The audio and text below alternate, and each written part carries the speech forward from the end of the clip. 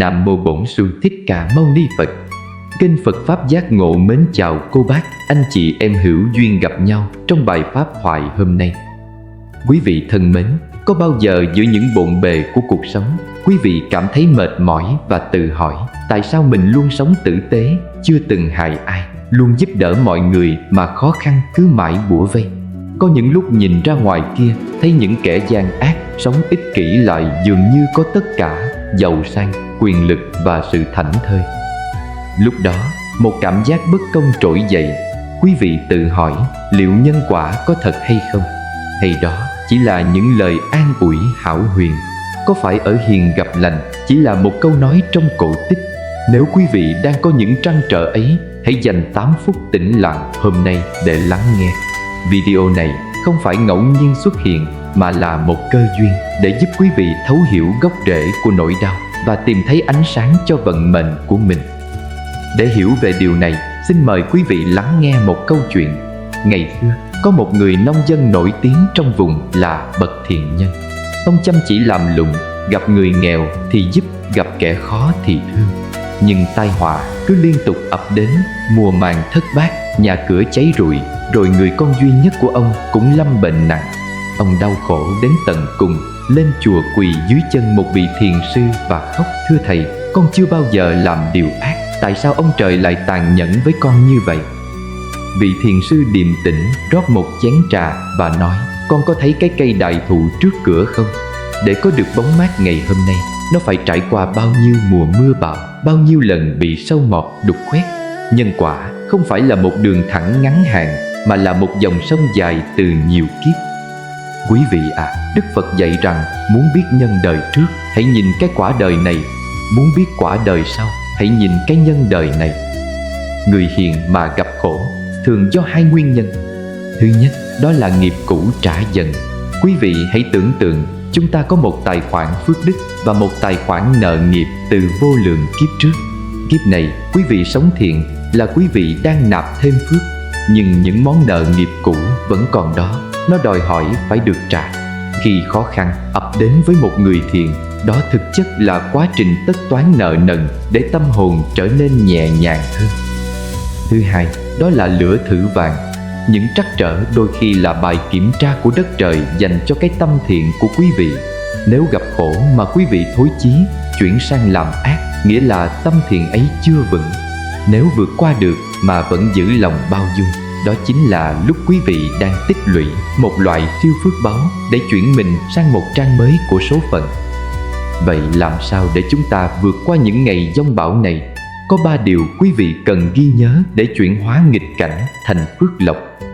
Một là chấp nhận với lòng biết ơn. Khi gặp nạn, thay vì than vãn tại sao lại là tôi, hãy thầm nói cảm ơn vì nợ này đã được trả xong. Khi quý vị không còn kháng cự nỗi đau sẽ mất đi sức mạnh của nó. Hai là tiếp tục gieo mầm thiện giữa bùn lầy. Đừng vì bị một người phản bội mà đóng cửa lòng mình với cả thế gian. Đừng vì bị mất tiền mà không dám bố thí cho người nghèo hơn. Hãy nhớ, cây xương rồng sống giữa sa mạc vẫn có thể nở hoa. Sự tử tế của quý vị giữa lúc gian nan nhất chính là liều thuốc mạnh nhất để cải mệnh. Ba là chánh niệm và tỉnh thức. Dành 10 phút mỗi ngày để tĩnh tâm, nghe lời Phật dạy, hoặc đơn giản là quan sát hơi thở.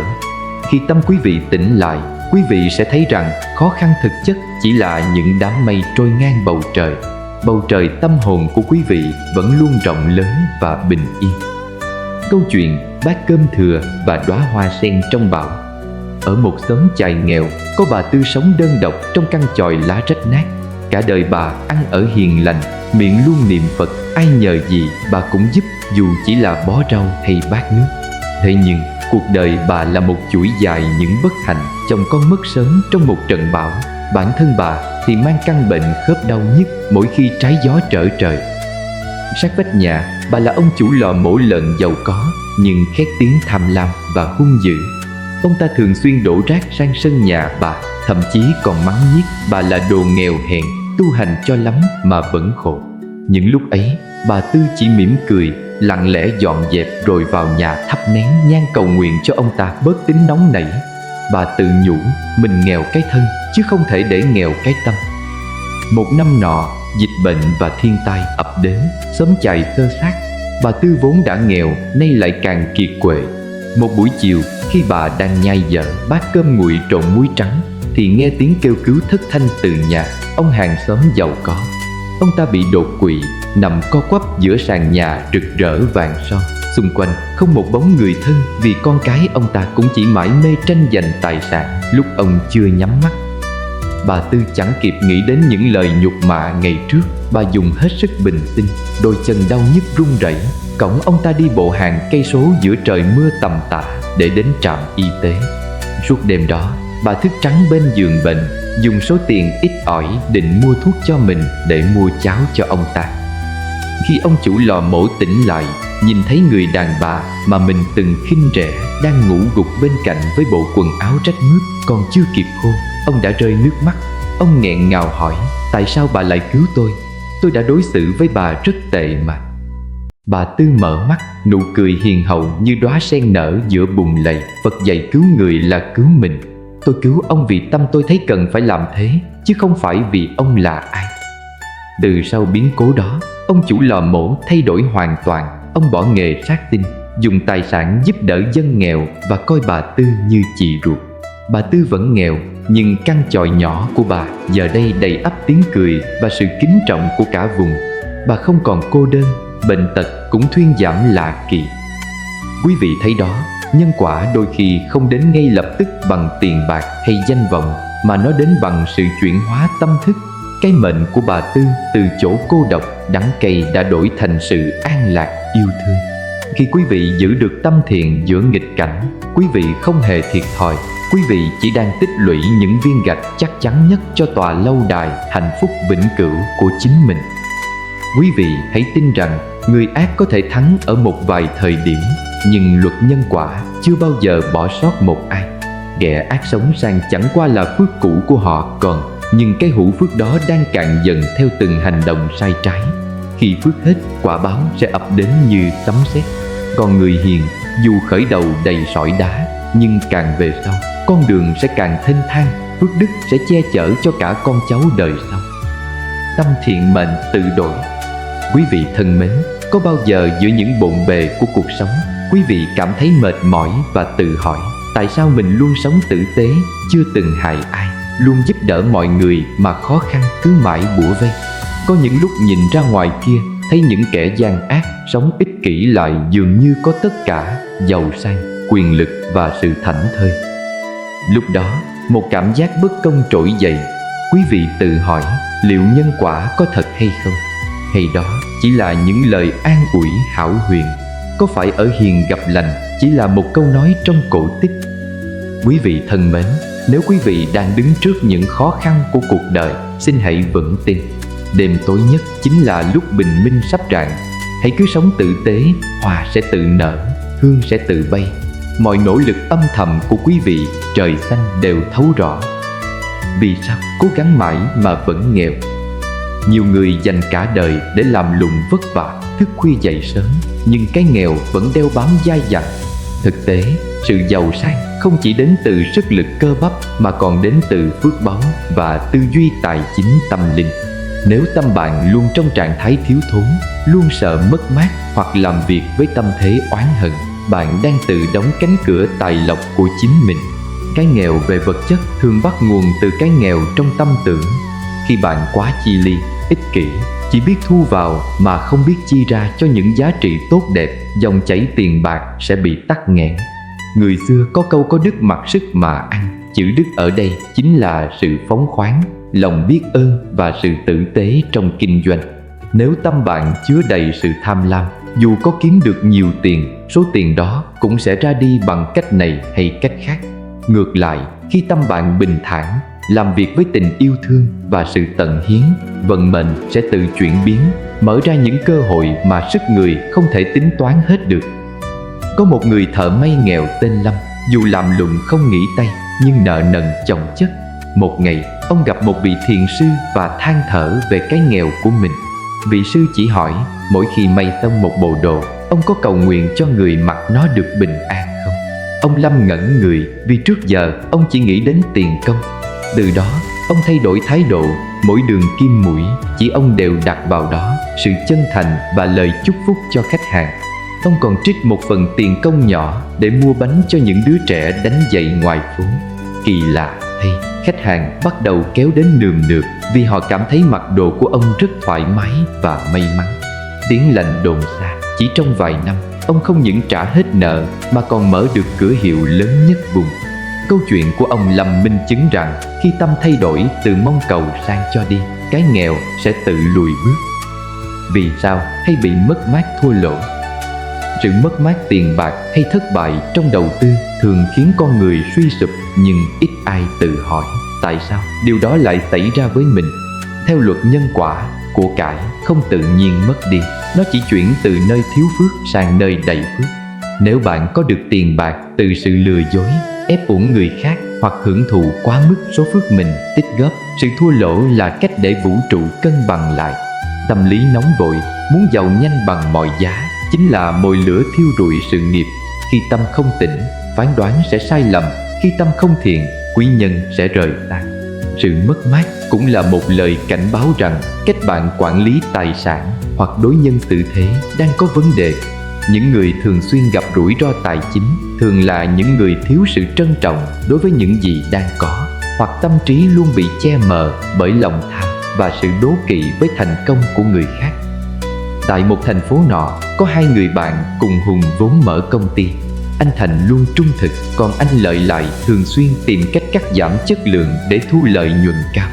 Ban đầu, anh Lợi kiếm được rất nhiều tiền, mua xe sang và khinh rẻ những người nghèo khổ. Tuy nhiên, chỉ sau một năm, các hợp đồng lớn của anh liên tục bị hủy, hàng hóa bị hư hỏng trong kho, khiến anh phá sản trắng tay. Trong khi đó, anh Thành dù khởi đầu chậm, nhưng vì uy tín và tâm tính lương thiện, anh luôn được đối tác giúp đỡ lúc khó khăn. Cuối cùng, anh Thành trở thành doanh nhân thành đạt, còn anh Lợi phải đi làm thuê để trả nợ. Anh Lợi bàng hoàng nhận ra rằng những khoản tiền bất chính mà anh tự hào trước đây chính là cái bẫy dẫn đến sự sụp đổ hôm nay. Bài học rút ra là tâm không ngay thẳng thì của cải như lâu đài xây trên cát, sớm muộn cũng bị sóng cuốn trôi. Cảm ơn bạn đã ủng hộ. Mình sẽ tiếp tục viết 4 phần còn lại với đúng cấu trúc, 200 chữ dẫn dắt lý luận sâu sắc và 200 chữ câu chuyện minh họa cảm động, ngôn từ mạch lạc để bạn dễ dàng chuyển thành giọng đọc AI nhé. Vì sao giúp đỡ mọi người hay bị phản bội? Trong cuộc sống, không ít người cảm thấy cay đắng khi lòng tốt của mình trao đi lại nhận về sự vô ơn hoặc phản bội. Điều này thường khiến chúng ta đóng sập cánh cửa trái tim và mất niềm tin vào nhân tính. Tuy nhiên, nếu xét dưới góc độ tâm linh và nhân quả, việc bị phản bội thường bắt nguồn từ hai nguyên nhân chính. Thứ nhất, có thể trong quá khứ chúng ta từng gieo những hạt giống không tốt đối với người khác và giờ là lúc nợ cũ phải trả. Thứ hai, quan trọng hơn là khi giúp đỡ, tâm ta vẫn còn mong cầu. Chúng ta giúp người nhưng ngầm hy vọng họ sẽ mang ơn, sẽ trung thành hoặc trả ơn khi ta gặp khó khăn. Chính cái mong cầu này là sợi dây trói buộc khiến ta đau khổ khi đối phương không làm đúng ý mình. Khi tâm chưa đủ thuần khiết, chúng ta cũng dễ thu hút những người có năng lượng thấp, những người chỉ đến vì lợi ích thay vì sự chân thành. Thay vì oán trách, hãy xem đó là bài học để rèn luyện tâm buông xả. Giúp người là việc của mình, còn đối đãi thế nào là việc của họ.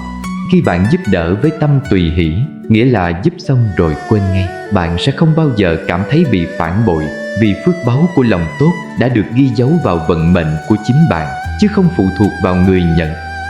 Có một người phụ nữ tên Nhã, vốn nổi tiếng hiền lành và hay giúp đỡ hàng xóm.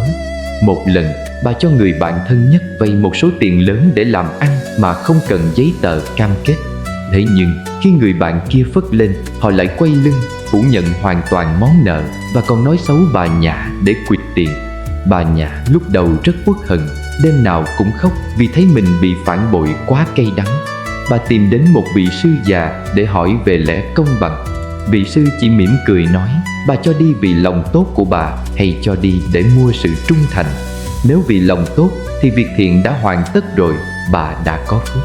Còn người kia quay lưng, họ đã đánh mất phước báu và gieo nghiệp xấu. Đó là phần việc của họ với trời đất, không liên quan đến sự bình an của bà. Nghe xong, Bà Nhã chợt bừng tỉnh.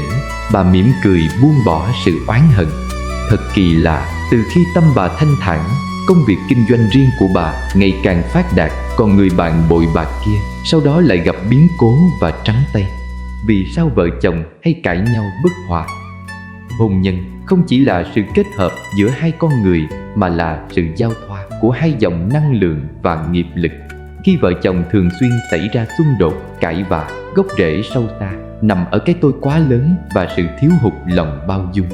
Chúng ta thường có xu hướng muốn đối phương phải thay đổi theo ý mình, muốn họ phải thấu hiểu mình, nhưng bản thân lại không chịu thấu hiểu họ. Sự ích kỷ trong tâm trí khiến mỗi lời nói phát ra đều mang tính sát thương, biến tổ ấm thành chiến trường. Tâm nóng nảy hay soi mói lỗi lầm của nhau chính là liều thuốc độc giết chết tình cảm. Ngoài ra, sự bất hòa còn đến từ việc chúng ta thiếu sự tôn trọng và biết ơn đối với người bạn đời. Khi tâm ta không bình an, ta sẽ nhìn đâu cũng thấy sự chướng tai gai mắt. Một gia đình hạnh phúc không phải là nơi không có sóng gió, mà là nơi cả hai biết lấy nhu thắng cương, biết nhìn lại lỗi mình trước khi trách người. Khi tâm bạn tràn đầy tình yêu thương và sự thấu cảm, năng lượng đó sẽ cảm hóa được đối phương, biến nghịch duyên thành thuận duyên, giúp gia đình êm ấm trở lại. Tại một ngôi làng nhỏ, có cặp vợ chồng trẻ suốt ngày cãi vã, thậm chí đã tính đến chuyện ly hôn. Người vợ tìm đến một bà lão thông thái trong làng để xin thuốc hóa giải. Bà lão đưa cho người vợ một hũ nước và dặn mỗi khi chồng con chuẩn bị lớn tiếng, con hãy ngậm một ngụm nước này, nhưng tuyệt đối không được nuốt, phải giữ trong miệng cho đến khi anh ấy im lặng. Người vợ làm theo. Mỗi lần chồng quát tháo, cô chỉ im lặng ngậm nước. Vì không thấy vợ phản kháng, người chồng từ từ bớt giận và cảm thấy hối lỗi vì sự nóng nảy của mình. Sau một tuần, căn nhà trở nên yên tĩnh lạ thường. Người chồng bắt đầu quan tâm và dịu dàng với vợ hơn. Cô vợ mừng rỡ đến cảm ơn bà lão vì nước thần. Bà lão cười nói, đó chỉ là nước lọc bình thường thôi. Phép màu nằm ở sự im lặng và nhẫn nhịn của con. Khi con không dùng lửa để đối chọi với lửa, đám cháy sẽ tự tắt. Người vợ hiểu rằng khi tâm mình tỉnh lại, sóng gió gia đình cũng tự nhiên tan biến. Vì sao con cái hư hỏng, cãi lời cha mẹ? Nỗi đau lớn nhất của cha mẹ là nhìn thấy con cái dần xa cách, bướng bỉnh và không nghe lời. Dưới góc độ nhân sinh và tâm linh, con cái đến với chúng ta thường theo 4 loại duyên: báo ân, báo oán, đòi nợ hoặc trả nợ. Nếu con cái hay cãi lời và hư hỏng, có thể đó là những nghịch duyên từ quá khứ mà chúng ta cần dùng tình thương và sự nhẫn nại để hóa giải. Tuy nhiên, ở góc độ thực tại, tâm tính của con cái chính là bản sao thu nhỏ từ lối sống và năng lượng của cha mẹ. Nếu cha mẹ thường xuyên nóng nảy hay oán trách hoặc sống thiếu lòng biết ơn với đấng sinh thành của mình, thì đứa trẻ sẽ vô tình hấp thụ những năng lượng tiêu cực đó và phản chiếu lại thông qua sự nổi loạn. Gia đình là gốc, con cái là quả. Nếu quả héo úa, ta phải xem lại sự chăm sóc và tâm đức từ cái gốc. Một lỗi lầm phổ biến là cha mẹ thường dùng uy quyền để ép buộc thay vì dùng sự thấu hiểu để kết nối. Khi tâm cha mẹ không tỉnh, lời nói phát ra sẽ mang sự áp đặt, khiến con cái nảy sinh tâm lý phòng vệ và phản kháng. Để thay đổi con, cha mẹ cần thay đổi chính mình trước tiên, dùng sự hiền hòa và đức độ để cảm hóa. Bởi chỉ có tình yêu thương thuần khiết mới có sức mạnh chuyển hóa nghịch duyên thành thuận duyên. Có một người cha luôn than phiền về cậu con trai tuổi dậy thì nghịch ngợm, thường xuyên bỏ học và cãi lời cha mẹ. Ông đã dùng mọi cách từ đòn roi đến cắt tiền tiêu vặt, nhưng mọi chuyện chỉ tồi tệ hơn.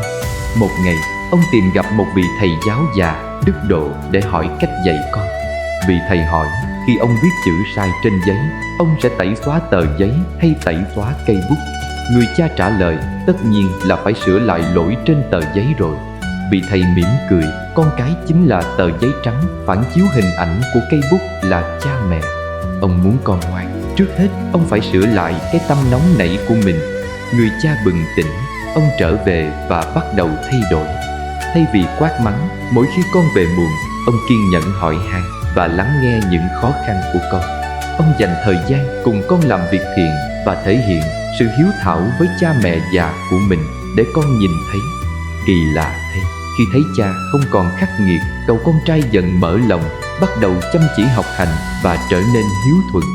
Câu chuyện cho thấy khi gốc rễ là cha mẹ thay đổi theo hướng thiện lành, cái quả là con cái tự khắc sẽ ngọt hơn.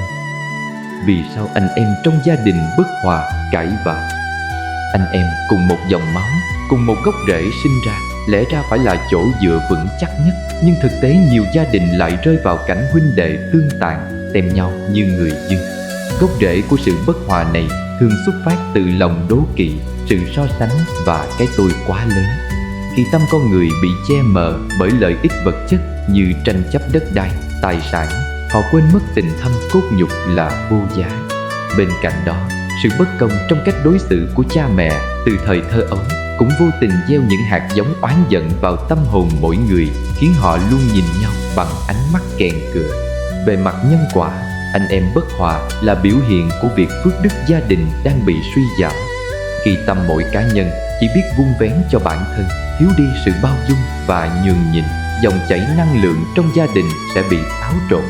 Người xưa nói, anh em hòa thuận, nhà nghèo cũng vui. Sự đồng lòng của anh em chính là loại phong thủy mạnh nhất giúp gia đình hưng thịnh. Để hóa giải, mỗi người cần học cách buông bỏ lòng tham, lấy chữ hiếu làm đầu. Bởi khi cha mẹ thấy anh em bất hòa, đó chính là nỗi đau lớn nhất, khiến phúc báo của con cháu đời sau bị tổn giảm nghiêm trọng. Ngày xưa, có hai anh em nhà họ Trần, sau khi cha mẹ qua đời vì tranh giành mảnh đất tổ tiên mà kiện tụng nhau nhiều năm, không thèm nhìn mặt. Người anh luôn cho rằng mình là trưởng nên phải được phần hơn. Người em lại nghĩ mình thiệt thòi nên nhất quyết không nhường.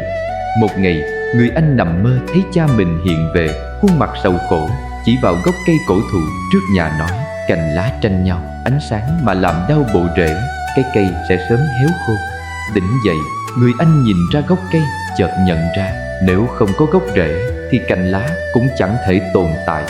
Ông chủ động sang nhà em trai, nắm tay em và nói: tài sản này rồi cũng mất đi, nhưng nếu anh mất em, cha mẹ dưới suối vàng sẽ không bao giờ nhắm mắt. Người em nghe xong bật khóc nức nở, bao nhiêu uất hận bấy lâu tan biến. Từ đó, hai anh em cùng nhau canh tác, hỗ trợ nhau trong cuộc sống. Kỳ lạ là từ lúc họ hòa thuận, làm ăn gì cũng gặp may mắn, gia tộc họ Trần trở nên giàu có và danh tiếng nhất vùng. Câu chuyện là minh chứng cho việc khi tâm anh em thuận hòa, phúc đức sẽ tự tìm đến. Vì sao càng tu tập, nghiệp lực lại càng trổ mạnh? Nhiều người khi bắt đầu ăn chay, niệm Phật hoặc làm việc thiện thì bỗng nhiên tai họa ập đến, công việc trục trặc hoặc gia đình xáo trộn. Điều này khiến họ nảy sinh tâm lý nghi ngờ tại sao tu hành mà không được bảo vệ. Thực tế, đây là hiện tượng chuyển nghiệp hay còn gọi là nghiệp cũ trổ sớm. Hãy hình dung tâm ta như một ly nước đầy bùn lắng lâu ngày. Khi bạn bắt đầu tu tập, giống như việc bạn cầm cây gậy khuấy mạnh vào ly nước đó để làm sạch, bùn đất từ đáy sẽ vẫn đục lên trước khi nước trở nên trong vắt. Việc tu tập giúp bạn tích lũy năng lượng thiện lành. Chính năng lượng này thúc đẩy các món nợ nghiệp từ quá khứ hiện ra sớm hơn để bạn thanh toán một lần, thay vì để chúng tích tụ đến lúc không thể cứu vãn. Thay vì sợ hãi, hãy hiểu rằng đây là dấu hiệu tốt, chứng tỏ công phu của bạn đang có tác dụng. Khi nghiệp trổ ra lúc bạn đang có sự tỉnh thức và phước báu che chở, nỗi đau sẽ giảm đi rất nhiều. Đó chính là quá trình trọng tội khinh báo, nghĩa là tội nặng nhưng chỉ phải chịu quả nhẹ để kết thúc một chu kỳ nghiệp lực cũ, dọn chỗ cho một vận mệnh mới huy hoàng hơn. Có một người cư sĩ tên Minh, sau khi quy y và làm từ thiện thường xuyên thì bất ngờ bị mất việc, rồi lại gặp tai nạn xe cộ. Anh hoang mang đến hỏi một vị hòa thượng: con làm việc thiện, tại sao trời đất lại đối xử bất công như vậy? Vị hòa thượng đưa anh ra một khu vườn và chỉ vào những cây cỏ dại đang bị nhổ bỏ, nói: nếu ông muốn trồng hoa quý, ông phải xới đất và nhổ sạch cỏ dại. Lúc xới đất, lũ côn trùng và rễ cỏ sẽ lộ ra, trông thật hỗn độn, nhưng đó là bước bắt buộc để có một vườn hoa đẹp. Vị hòa thượng giải thích rằng tai nạn xe của anh lẽ ra đã là một kiếp nạn mất mạng, nhưng nhờ phước báu tu tập, nó chỉ còn là một vết thương nhẹ để xóa sạch nợ cũ. Hiểu ra vấn đề, anh Minh không còn than trách mà càng tinh tấn tu hành với tâm thái bình thản. Quả nhiên, sau một thời gian ngắn vượt qua thử thách, anh tìm được công việc tốt hơn và gia đình trở nên vô cùng hòa thuận. Câu chuyện là lời nhắc nhở, nghịch cảnh khi đang tu tập chính là nấc thang để bạn bước lên tầng cao mới của phước báo. Vì sao dễ bị cáu gắt, chấp ngã và sân hận? Cáu gắt và sân hận không đơn thuần là bản tính, mà là biểu hiện của một nội tâm đang bị tổn thương và một cái tôi chấp ngã quá lớn. Vì chúng ta đặt kỳ vọng quá cao vào thế giới xung quanh, muốn mọi việc phải vận hành theo đúng ý mình. Chúng ta đang tự tạo ra một cái bẫy tâm lý. Chỉ cần một sự việc không như ý, một lời nói trái tai, ngọn lửa sân hận sẽ bùng cháy vì cái tôi cảm thấy bị xúc phạm. Sự cáu gắt thường xuyên còn cho thấy bạn đang bị mất kết nối với chính mình. Tâm trí luôn ở trong trạng thái phòng thủ và căng thẳng. Dưới góc độ nhân quả, lòng sân hận là ngọn lửa thiêu rụi toàn bộ rừng công đức mà bạn đã dày công gây dựng. Nhất niệm sân tâm khởi, bách vạn chướng môn khai. Một niệm giận dữ nổi lên sẽ mở ra muôn vàn cánh cửa của chướng ngại và bi kịch. Khi bạn còn chấp vào cái tôi, bạn sẽ thấy mình là nạn nhân của cuộc đời, từ đó nảy sinh lòng oán hận. Thực chất, sân hận không làm đau người khác bằng việc nó đang tàn phá sức khỏe và linh hồn của chính bạn. Để hóa giải, cần thực hành lòng trắc ẩn và hiểu rằng mọi sự việc xảy ra đều có nhân duyên, không có gì là ngẫu nhiên và cũng chẳng có gì hoàn toàn thuộc về ta. Có một chàng thanh niên tên là Thông Minh nhưng cực kỳ nóng nảy. Ai nói gì không vừa lòng là anh lập tức nổi đình lục tặc. Cha anh đưa cho anh một túi đinh và bảo mỗi khi con mất bình tĩnh, hãy đóng một chiếc đinh vào hàng rào gỗ sau nhà. Ngày đầu tiên, anh đóng tới 30 chiếc đinh. Nhưng dần dần, vì thấy việc đóng đinh quá mệt, anh học cách kiềm chế để không phải đóng nữa. Đến một ngày, anh không còn nổi giận lần nào. Cha anh bảo anh hãy nhổ những chiếc đinh đó ra. Khi chiếc đinh cuối cùng được nhổ, người cha chỉ vào hàng rào chi chít những lỗ thủng và nói: con nhìn xem, dù đinh đã nhổ, nhưng những vết thương trên gỗ vẫn mãi còn đó. Lời nói lúc giận dữ cũng vậy, nó để lại sẹo trong lòng người khác và trong chính tâm hồn con mà không gì bù đắp được. Chàng thanh niên bàng hoàng nhận ra bấy lâu nay mình đã tự tay hủy hoại các mối quan hệ và sự bình an của chính mình. Từ đó, anh quyết tâm tu sửa.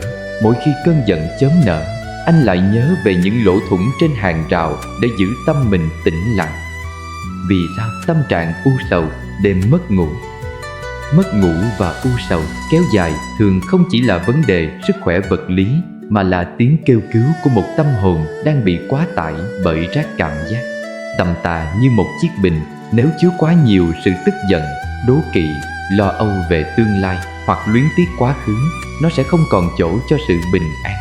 Đêm là lúc thân thể cần nghỉ ngơi, nhưng nếu tâm trí vẫn mãi mê theo đuổi những suy nghĩ tiêu cực, năng lượng sẽ bị tiêu tán, dẫn đến kiệt sức.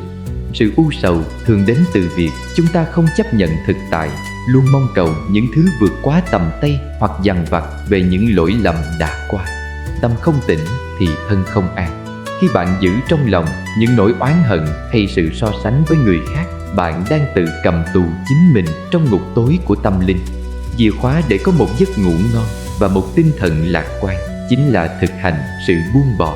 Buông bỏ không phải là từ bỏ tất cả, mà là buông xuống những áp lực không đáng có, để tâm trở về trạng thái thuần khiết nhất. Khi tâm đủ nhẹ, đời sẽ tự nhiên thanh thản. Có một vị doanh nhân giàu có, nhưng mắc chứng mất ngủ kinh niên. Dù đã thử đủ mọi loại thuốc đắt tiền nhất, ông tìm đến một thiền sư sống trên núi cao. Vị sư không cho ông thuốc, mà chỉ bảo ông hãy đi dạo quanh bờ hồ mỗi sáng và mỗi tối. Hãy viết ra 10 điều ông thấy biết ơn trong ngày. Vị doanh nhân ban đầu không tin, nhưng vẫn làm theo. Đêm đầu tiên, ông chỉ viết được 2 điều. Đêm thứ hai, ông nhận ra mình biết ơn vì bữa cơm ngon, vì nụ cười của một người lạ. Đến đêm thứ 10, danh sách của ông dài dằng dặc.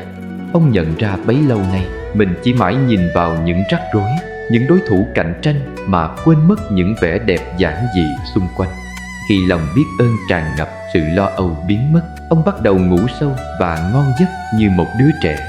Câu chuyện cho thấy tâm trạng u sầu chỉ biến mất khi ta biết trân trọng hiện tại và dọn sạch những lo toan không cần thiết ra khỏi trí não. Vì sao bệnh tật ốm đau tốn tiền mà không khỏi? Y học hiện đại đã chứng minh rằng có đến hơn 70% bệnh tật bắt nguồn từ tâm lý. Trong triết lý nhân sinh, thân bệnh thường là kết quả của tâm bệnh và nghiệp lực tích tụ từ nhiều đời. Những người thường xuyên sống trong sự oán hận, nóng nảy hay đố kỵ sẽ tạo ra những độc tố tinh thần làm suy yếu hệ miễn dịch, khiến thuốc thang trở nên vô hiệu. Sự đau đớn trên cơ thể đôi khi là một tín hiệu nhắc nhở chúng ta cần phải nhìn lại cách sống và cách đối xử với vạn vật xung quanh. Nếu bạn dùng tiền bạc để chữa chạy, nhưng tâm vẫn không ngừng sân hận, không ngừng gieo nghiệp xấu qua lời nói hay hành động, thì bệnh tật sẽ khó lòng dứt hẳn. Sự sám hối và lòng từ bi chính là liều thuốc kỳ diệu nhất. Khi bạn biết yêu thương chính mình, yêu thương chúng sinh và sống hòa hợp với quy luật tự nhiên, năng lượng chữa lành trong cơ thể sẽ được kích hoạt.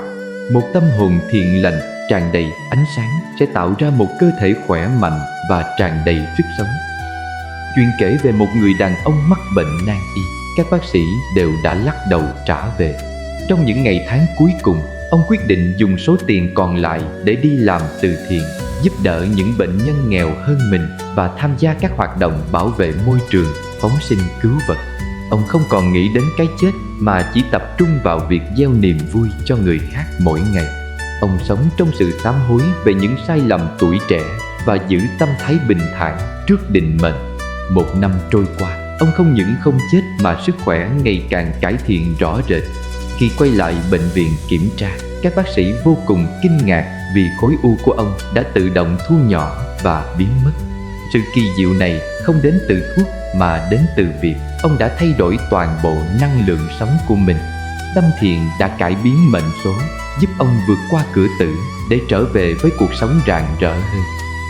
Quý vị thân mến, hãy nhớ rằng không ai có thể thay đổi được quá khứ, nhưng bất kỳ ai cũng có thể bắt đầu xây dựng một tương lai mới ngay từ lúc này bằng cách thay đổi chính tâm tính của mình. Đừng đợi đến khi giàu sang mới học cách cho đi. Đừng đợi đến khi bệnh tật mới học cách trân trọng sức khỏe. Mệnh số nằm trong tay bạn, và tâm chính là chiếc chìa khóa vạn năng để mở ra cánh cửa hạnh phúc. Hãy bắt đầu một ngày mới với một nụ cười chân thành, một suy nghĩ thiện lương và một hành động tử tế. Bạn sẽ thấy vận mệnh của mình chuyển biến kỳ diệu như một lẽ tự nhiên.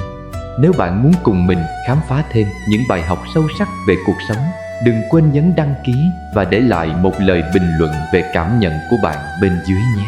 Sự thay đổi bắt đầu từ chính bạn. Trước khi kết thúc video này, hãy cùng kênh Phật Pháp Giác Ngộ dành một phút để cầu nguyện cho bản thân và gia đình được bình an. Nếu quý vị cảm thấy nhẹ lòng hơn, hãy để lại bình luận tâm thiện, mệnh đổi và chia sẻ video này đến những ai đang cần sự an ủi. Mỗi lượt chia sẻ của quý vị chính là một hành động thiện lành, giúp lan tỏa ánh sáng Phật Pháp đến muôn nơi. Nhớ đăng ký kênh Phật Pháp Giác Ngộ để chúng ta cùng nhau đồng hành trên con đường tu tập an vui niết bàn nhé. Chúc quý vị và gia quyến luôn thân tâm an lạc, vạn sự hanh thông. Nam Mô A Di Đà Phật.